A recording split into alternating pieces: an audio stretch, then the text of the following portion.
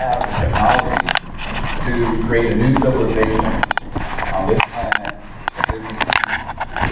or go out into space with weapons systems based on that same technology. This is the choice. The theme of what I'm going to share with you today is what I call the choice. So we are the last generation on Earth that has this choice to make. That's the heavy news, the good news, and the bad news. Because 100 years ago, we could have had free energy. In the 50s, ETs met with Eisenhower near Edwards Air Force Base near here, begging us to stand down our nuclear weapons and to make peace on this planet and to go into space peacefully. Eisenhower wanted to do it. The military-industrial complex outfoxed him. The Rockefeller Commission in 1956 reorganized the Department of Defense and the CIA, and no president of the United States had control over those projects since, and I say this with authority. Because you're looking at the guy who breathed that level of folks in Washington.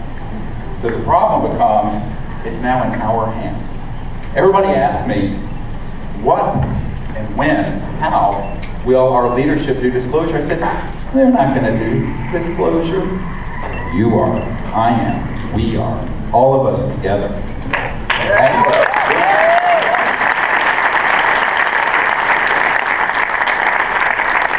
I had someone once ask me, well, who gives you the right?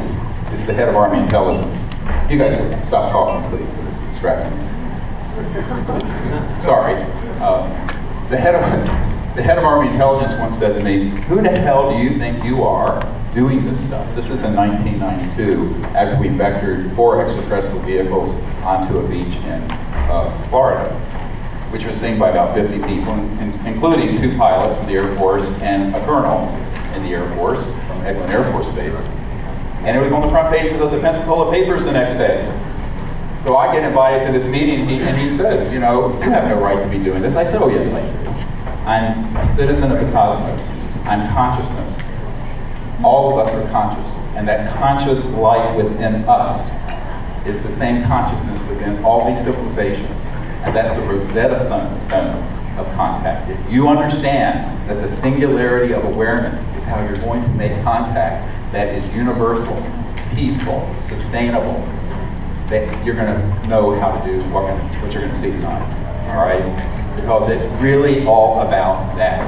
So if you understand the singularity of awareness and that everything we see is mind resonating and phasing as this building and as photons and as stars and as people, you're going to understand that we are at a time where once we understand the science of consciousness, we're going to understand how we're going to travel amongst the stars through other dimensions. Because if you're interstellar, you are transdimensional. You're going from one point in space to another without the need of going through linear space. And when I get into this a little later, you're going to understand why all this is secret. You're going to understand too well. Because that knowledge, what I just said in the last few minutes, that was known by everyone on Earth. We would need oil, gas, coal, nuclear power, and we wouldn't need the political macroeconomic system that's keeping most of the world in poverty.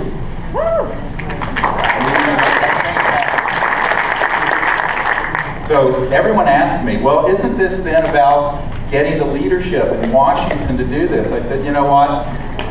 Been there, done that. Bought a t-shirt, washed the car with it, threw it away, it's a wrap. Over it. Now, you know, I still do these things because I think that it's a mitzvah to, a good deed to, I'm not Jewish, my wife is, but I was the boy toy. She's older, so I was the boy toy. Anyway. As I sit here having now 7 grandchildren on the way. But, yeah, the 7th is coming in January. Yeah. Scary having me as a grandfather. Lord. Anyway, poor kids. Couldn't have been easy to be raised this way, didn't they? And, you know, and what I found between the meeting with the head of Army Intelligence in 1992, and by the way, he offered me, this is not in the film, he offered me, and I realize we talk about this too much, but And then he went to my wife, made the same offer, $2 billion in 1992 dollars, if I would sell out the planet, join his group, and run a covert program with him. B with a B. And I said, no, I'm not for sale. It's like an art show. We're in that bit. I'm for sale.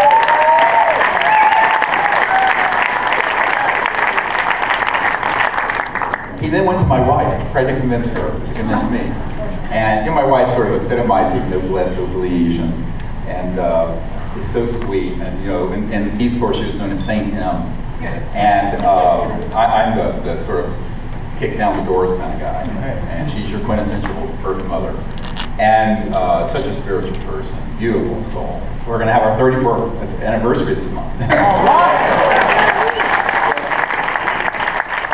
And she thought he was such a nice man. I said, yes. Just like the Nazis were nice men until they showed him the Auschwitz. So the problem is there aren't many people who say no to $2 billion. And then when they start killing your best friends. All right? We said no.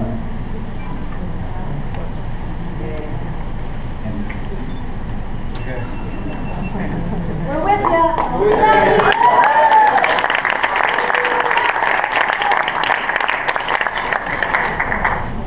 Well, we come from a lineage, all of us, from the stars. My grandmother's Cherokee. And they said, our people came from the Pleiades. And we literally, they believe that. And I believe they're right. You're going to see some things in a little while you're going to wonder about. And the truth is that, for a few pieces of silver, we're not going to sell out the future of this planet. But the problem is Washington does. Now, are there some good people in Washington? Yes. And have they tried to help? And are they helping behind the scenes? Yes.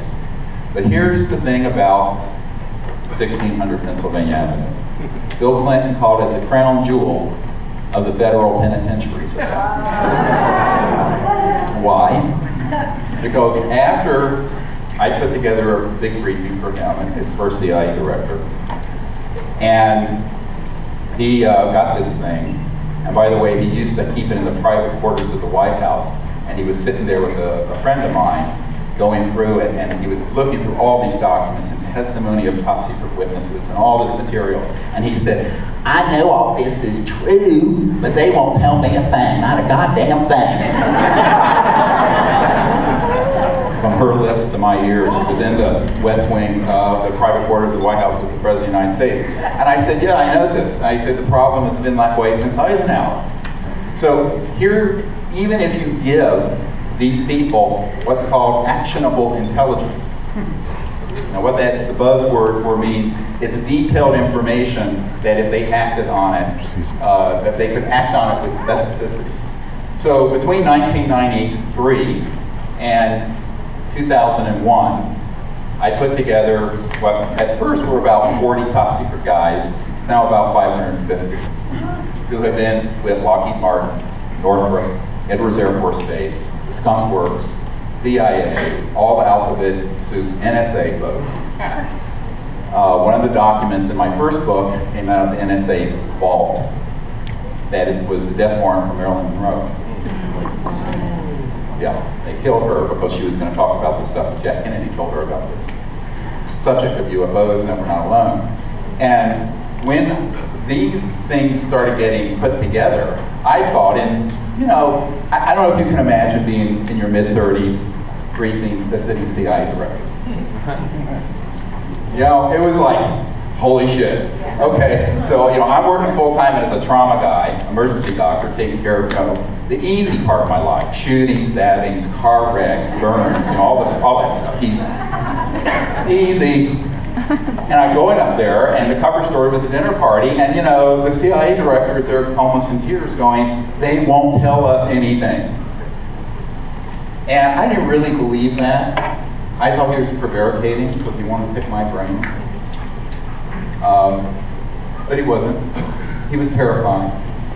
And then later, after I got some other documents from the National Reconnaissance Office, the super secret spy agency that's up on our website at seriousdisclosure.com. You want to look at it, it's all there.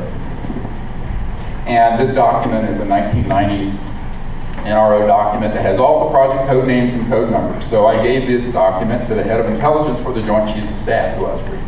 J2, anybody military, but J2, Joint Staff. And Admiral Tom Wilson. And then I was briefing the head of the Defense Intelligence Agency shortly after that. The DIA is like the CIA inside the Pentagon. And I gave this document to them, and the Admiral said, you know, I recognized one of these compartmented code numbers, but I didn't know what they were doing. Because, I mean, you know, it's $1 trillion a year being run through the Pentagon and agency. They don't know where the hell this stuff's going. And so he said, and he looked into it. And now this was before I went to the meeting. This was stand-up, what they call a stand-up briefing at the Pentagon, the E-Ring. And I'm there with my military advisor, and I brought Edgar Mitchell so he could learn about this stuff, and a few other folks. And all of a sudden, you know, this guy starts talking about the fact that this document that I had sent by courier in advance of the briefing had everything he needed to know to get access. But when he called up one of these compartments, and there were about 30 of them listed, you can look them up, a lot of them up here in the Edwards complex, he got someone on the other end of the phone, a contractor, you know, like Booz Allen Hamilton, Lockheed Martin, SAIC. This is where the action is, my friends. It's not at 1600 Pennsylvania Avenue. And it's the corporate money folks who are robbing us. And essentially, the person on the other end said, Admiral, we know who you are, but you don't have a need to know. This is the head of intelligence for the Joint Chiefs of Staff, the largest military in the world. And he says, the Admiral says, God damn it, if I don't have a need to know, who does? And they said, sir, we cannot and will not discuss this with you further. Goodbye. Click, hung up on him, and walked his line. Now, that's a true story. So when the big conspiracy people think there's some vast thing going on. Most of the folks that you think would know about this information don't.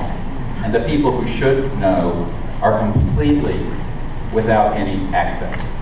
Even if you give them access, they don't have control.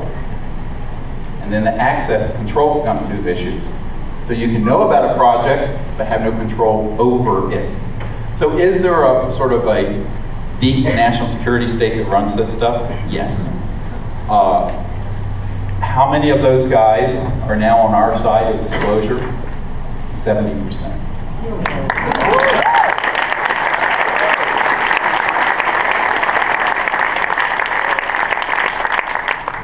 But it's not a democracy. And so let me tell you how it works. The other 30% are like the minority that you see in any world where there's a lot of violence and terrorism. I lived in the Middle East for 3 years. You only need a small percentage of the public to go crazy to basically intimidate the other 90%. And with this group, it is so dysfunctional. The architecture of it is, it's a bit of a pyramid, and it's highly compartmented.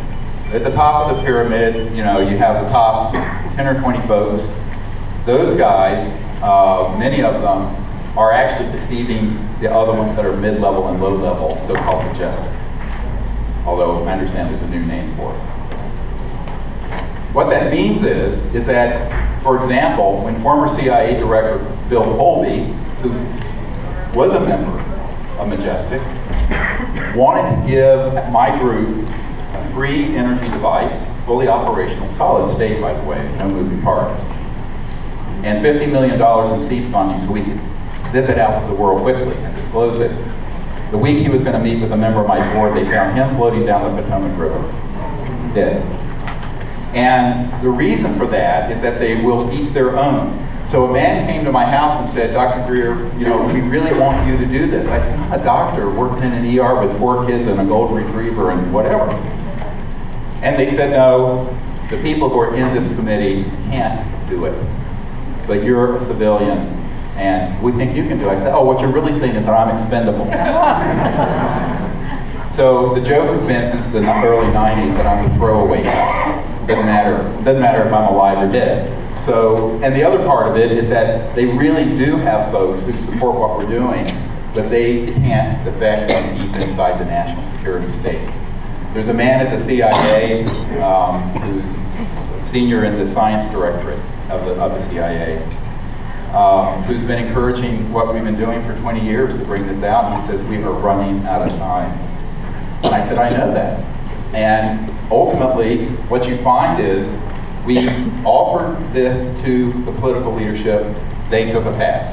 We offered it to Congress to do disclosure, they took a pass. The United Nations, I will say it now, the head of the United Nations, Kofi Annan, wanted to have disclosure event at the General Assembly of the UN. Some goons came in with an all-access pass, basically threatened him and all the funding that goes to the UN, and shut that down. So what you find is that the people who are in the national security structure often are really on our side of this, but they can't say so. So don't think that everyone out there is against us, because there's a lot of them for us. But the problem is that you have the most sociopathic minority that are dominating the majority of this group. So this then gets into the question of why look to these elites at all? And so in 1998, 15 years ago, I wrote an unless otherwise directed letter. Now, UNOD, those of you in the military know what that is, if you've been in the military. Basically, you write a letter to all the top people in the government and say, unless otherwise directed, here's our assessment, here's what we're going to do. And I wrote a letter that said, here's our assessment, we're not alone in the universe, there's an illegal level of control over these projects. Since they are being run outside the supervision of the President, the CIA Director I briefed, the Head of Intelligence Joint Staff, members of the Senate Intelligence Committee who I personally briefed face to face, then we have to conclude that it's an illegal operation. A priori, it doesn't have the protection of the National Security Act, and therefore every one of these witnesses are exonerated from anything they've signed. So if there's anyone in this audience who signed a national security oath related to the UFO ET subject or these technologies, you are hereby lifted from that. And this was something we made very, very clear.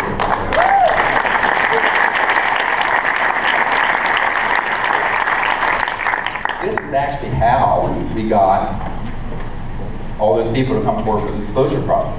Because I met with them one-on-one, and they said, I've signed things, and they haven't expired. I said that you signed a document that has no enforceability. Because here's constitutional law. If I'm a mafiosi, and you enter in a contract with me, and I'm in the mafia, but it's an illegal operation to start with, that contract is not enforceable. Anyone who knows anything about the law knows it. So basically, all those national security oaths and all those documents and all that technology can be liberated at will. And I suggest we do it.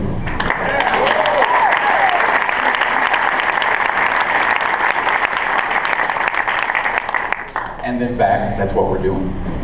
What has happened now, since the Disclosure Project, I founded the Disclosure Movement in 2001, but it was actually an outgrowth of Project Starlight. Those of you who have seen the documents from the Clinton Library, Presidential Library, know that originally it was called Project Starlight, and that's when we were doing briefings for the First Lady and the President and his team. And when they took a pass, because Bill basically said, if I do this, I'll end up like Jack Kennedy. It's true. One of his best friends came to my home and said that.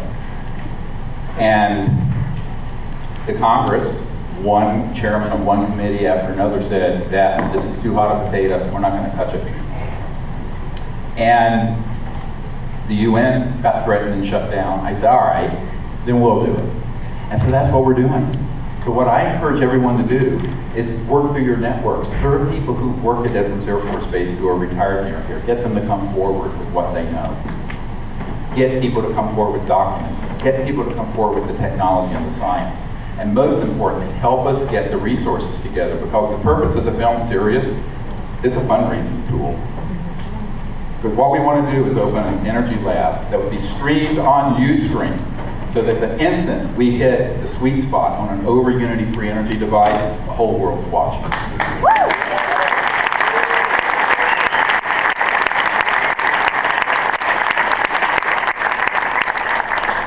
And why are we doing it that way? Because we know that's the only way it can be done. Over the last decade, I've provided maybe around $800,000 in grants to various inventors and teams who wanted to try to do this. They either couldn't do it by themselves, working out of their garage, or once they got close and knew that they could do it. For example, 3 years ago, a man who contract worked for the CIA for years and is now down at the Redstone Arsenal under contract for the intelligence community. He had a company in the 70s called Transdimensional Technologies. And he was trained by William S. Bender at the University of Washington. It should ring a bell to some of you. And he knew how to do this stuff. Well, in March, the goose-stepping Nazis with the national security order seized his technology and said, "You're working for us now." And so for 40 years, that's where he's been working. But a few years ago, he came forward and he says, "Look, my handlers, or shepherds they call them in the intelligence community, have said, I can work with you on bringing out not something that flies, like a UFO, which they have at Edwards and other places. They're called ARVs, alien reproduction vehicles.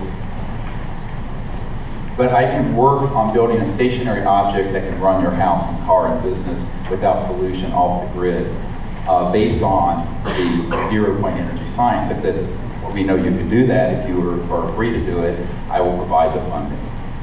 So I did. About the time that thing was going to get operational, within 60 days of delivery. Now he's doing this in his spare time, out on his farm, not too far from Huntsville, Alabama, where the Marshall Space Flight Center is. A former CIA director who I had briefed, who then betrayed us and became chief counsel of Booz Allen Hamilton, the same outfit Snowden worked for, showed up at his command, at his SCIF, which is a secure communication intelligence facility, with a team of people who threatened him, his wife, and basically this guy said, "I'm out of here." So what I concluded was there's no way to do it lone wolf style, providing these small grants. We've got to find a way to open an energy research facility where all of us support it. I don't care if it's 1 shekel or whatever it is. It's got to get supported by the masses, and it's got to get open soon. Because within 6 to 18 months, we would have one of these devices. How do I know this? Because there are people willing to work in this lab, but they're not willing to do this by themselves on their farm outside Huntsville. Too dangerous. So we have to do this, and people say, "We'll do it in the Amazon." I said, Raytheon has a facility in the Amazon. They'll kill you there faster than they will in Virginia. So look, there's no way to hide from this group.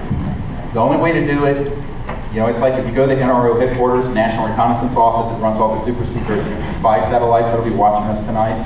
I always want to say, you know, I do sometimes. They have a sense of humor. I hope. I do. A rather offbeat one. But so I've said to people, you know, they have this logo that says, "We own the night."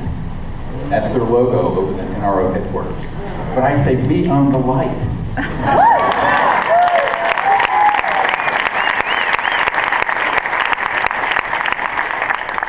We own disclosure. And so if we do this openly, notoriously, outrageously, flagrantly, it's the only way you're going to do it. And that's why in 1990, I went to my first UFO conference. I'm working full-time as a doctor. I had the idea to start CSETI, the Center for the Study of Extraterrestrial Intelligence and Disclosure Project. And there was a national security lawyer at this thing. And he looked at me and he said, he was an old guy who lived outside Houston. And he says, "Look, whatever you do, don't do it quietly. Because if you do it quietly, you're a dead man walking. And The only way you can do this is where you get lots of people. That's why in the early days I went on Larry King Live and all these shows, because my handlers were saying, you cannot do this thing discreetly, quietly. So that's what we've been doing, is to put it out there as far as we can, push it as far as we can, with very, very limited funding, frankly. But what we've lacked in funding, we have in millions of people around the world who are now doing this. And now there are 14 countries opening up their files. There are countries in South America that have open UFO investigation units within their air forces that are freely discussing and disclosing what they're getting. Now, the crown jewel of the secrecy, America. Somewhat England, Canada with it, but you know, those are like our 51st and 52nd states. Ouch, did I say that? I'm so sorry. Ooh. If the truth hurts, doesn't it? It was like Gloria Steinem said, the truth will set you free, but first it will piss you off. Love her. Anyway, so what we have to figure out is that, are we going to sit back and let this continue, or are we going to do it as a mass movement? And that's really what we've launched. Now, the only thing that's more important than that, contact. How many people have the C-City Contact app? You can get it from our sites. Yeah, a lot of people. We have people, Croatian truck drivers who have it, who've done the meditation. We're going to do it tonight under the stars. We're going to go through the entire protocol.